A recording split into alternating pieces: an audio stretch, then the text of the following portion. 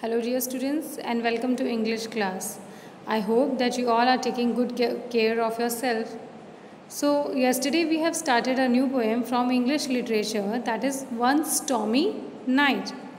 In that poem we have read that two kittens are fighting for a mice. वो दो जो बिल्लियां हैं वो एक चूहे के लिए लड़ रही हैं. वो बोल रही है मैं लूँगी और दूसरी बोल रही है मैं लूँगी. जब उनकी फ़ाइट बहुत ज़्यादा बढ़ जाती है तो वहाँ उस घर की जो मालकिन है, a old women, she comes and वो अपनी ब्रूम लेकर उन दोनों को बाहर निकाल देती है.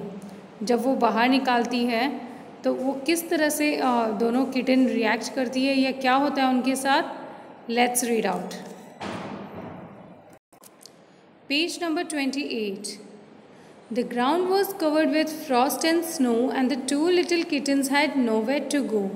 So they laid them down on the mat at the door while the old woman finished sweeping the floor.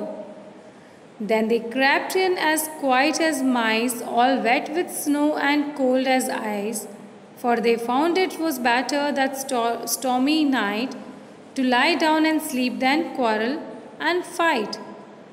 The ground was covered with frost and snow. So जब उन दोनों को बाहर फेंका उस ओल्ड लेडी ने तो उन्हें रियलाइज़ हुआ कि जो ग्राउंड, जो फर्श, जो ज़मीन है वो गीला है और बर्फ़ से भरा हुआ है, मतलब वहाँ हर तरफ स्नो है. And the two little kittens had nowhere to go. और इस तूफ़ानी रात में उन्होंने रियलाइज़ किया कि वो अब कहीं नहीं जा सकती, उन्हें कहीं शेल्टर नहीं मिलेगा. So they laid them down on the mat at the door while the old woman finished sweeping the floor. तो उन्होंने क्या किया, वहाँ पर एक मैट थी, एक छोटी सी चटाई थी. वो लोग चुपचाप वहाँ उस मैट पर जाके बैठ गई और जो ओल्ड लेडी है वो अपना क्लीनिंग वगैरह, जो ब्रूमिंग है वो सब करने लगी. She was busy in sweeping the floor. Then they crept in as quiet as mice, all wet with the snow and cold as ice. Then they crept in. Crept means रेंग कर जाना, means जब आपका आगे वाला portion फर्श पे touch करके जब आप मूव करते हो उल्टे सोकर, दैट इज़ क्रेप्ट. तो दोनों जो कैट हैं, जिस तरह से चूहा जब हमारे घर में घुसता है हमें नहीं पता चलता, अगर हम देखते हैं तभी हमें पता चलता है कि चूहा घर के अंदर घुस गया है. वो बिना आवाज़ करे अंदर घुसता है ना, उसके स्टेप्स की कोई आवाज़ नहीं होती है.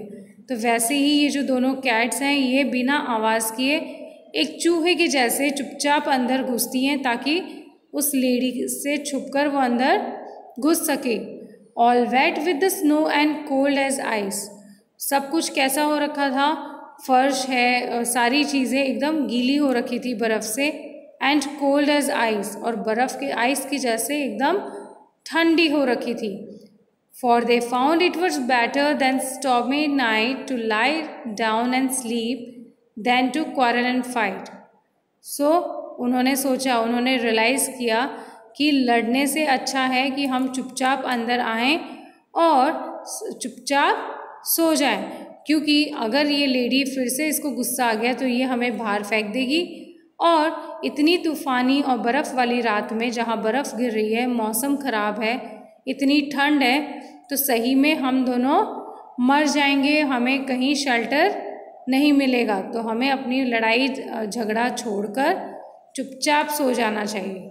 तो इस तरह से स्टूडेंट्स, आप भी कभी जब अपने फ्रेंड से या फिर अपने सिस्टर्स या ब्रदर से फ़ाइट करते हो तो वो नहीं करनी चाहिए, बिकॉज़ अगर कोई बात है वो आपके अंदर ही चुपचाप सॉल्व हो रही है तो उसे सुलझा लेना चाहिए. क्योंकि अगर आप वो सामने आती है, चाहे वो पेरेंट्स के सामने, चाहे टीचर्स के सामने, तो फिर आपको पनिशमेंट मिलती है और तब आपको रियलाइज़ होता है कि झगड़ा नहीं करना चाहिए था. ये बात तो अब हमें अंदर ही सुलझा लेनी चाहिए थी.